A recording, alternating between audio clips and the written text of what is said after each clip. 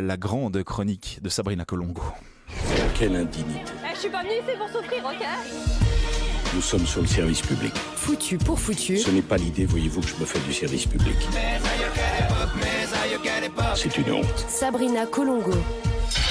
Dans ce monde trop souvent anxiogène, c'est rassurant de pouvoir compter sur le travail acharné de nos précieux journalistes pour analyser l'actualité brûlante. C'est le cas de Marion Messina qui pose cette semaine dans le journal Marianne la question qui nous taraudait depuis trop longtemps. Comment faire pour que votre fille ne devienne pas une pouffe? Je vous jure que c'est vrai, c'est le vrai titre d'un vrai article dans un vrai journal. J'aurais aimé que ça sorte du Gorafi, mais non. En plus, avec tous les licenciements de journalistes qu'il y a eu ces dernières années, c'est rassurant de se dire qu'il est censé rester que la crème de la profession. Bon, je me rends bien compte qu'autour de cette table, c'est pas forcément le public cible du sujet. D'ailleurs, en arrivant dans le studio ce matin, j'ai failli me cacher les yeux en pensant être rentrée par erreur dans un vestiaire de faute. Ça sent fort le déodorant Axe Chocolate en tout cas. Désolé les boys, j'ai oublié de ramener de la bidoche à la sausage party du vendredi matin.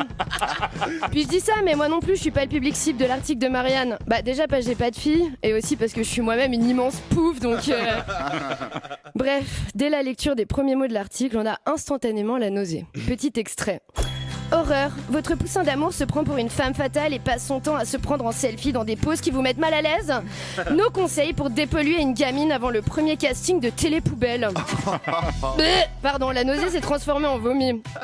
Pour étayer ses propos, l'article prend comme figure de proue du phénomène Julia Sarkozy, 13 ans et très active sur TikTok. Alors oui, certes, elle fait des lives super cringe où elle raconte un peu n'importe quoi, de l'équitation aux faux ongles en passant par les extensions capillaires et Kadhafi. Mais c'est avant tout une enfant, merde! C'est fou, l'article est un tel torchon que je me retrouve presque à défendre une Sarkozy sur le service public le lendemain de la condamnation historique de son ripou de daron, c'est dire. La vérité, c'est que toutes les gamines du monde ont déjà piqué le rouge à lèvres et les talons de leur maman pour jouer aux grandes dames en cachette. Et quand je dis toutes les gamines du monde, ça comprend aussi notre cher Lucas Vuillemier. Bisous chérie. Et puis tout est une question d'époque. Les faux ongles d'aujourd'hui, c'est le gloss d'il y a 20 ans, c'est la permanente d'il y a 40 ans. Et c'est le fait de légèrement dévoiler ses chevilles d'il y a un siècle. Au final, est-ce qu'on ne constate pas juste que les temps changent? Mais en fait, le problème posé par la sexualisation des jeunes filles, il ne réside pas dans la coquetterie, aussi poussée soit-elle de ces dernières, mais dans l'œil pervers de l'adulte qui s'en excite. Parce que grosse coupe, une gamine de 13 ans avec des faux ongles et des extensions capillaires, c'est quand même une gamine de 13 ans. Et deuxième grosse coupe, un mec que ça excite, c'est quand même un pédocriminel. Car finalement, quand on lit Lolita de Nabokov, il n'y a que deux types de personnes au monde. Celles qui trouvent que c'est un gros dégueulasse et celles qui trouvent qu'elle l'a quand même un peu cherché. Alors choisissez bien votre camp.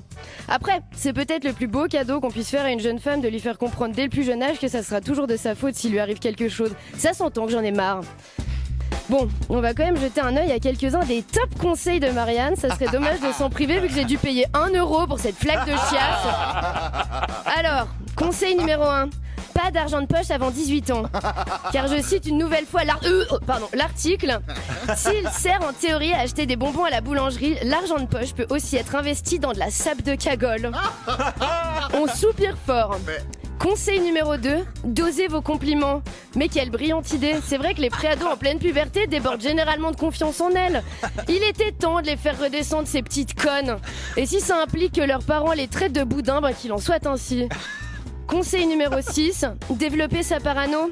Montrez-lui des films d'horreur ou des thrillers bien flippants, Shining, Le silence des agneaux qui lui foutront les chocottes. Bref, arrêtons le carnage ici, je crois que vous avez compris l'idée. Finalement, Marianne peut bien se moquer des petites poufs, mais c'est peut-être bien elle qui fait la pire crise d'adolescence de l'histoire. Parce que passer en quelques années de journal de gauche républicaine à journal de droite réac, c'est extrême comme quête d'identité. En tout cas, on attend avec impatience sa face gothique avec eyeliner et Deftones à fond dans la chambre.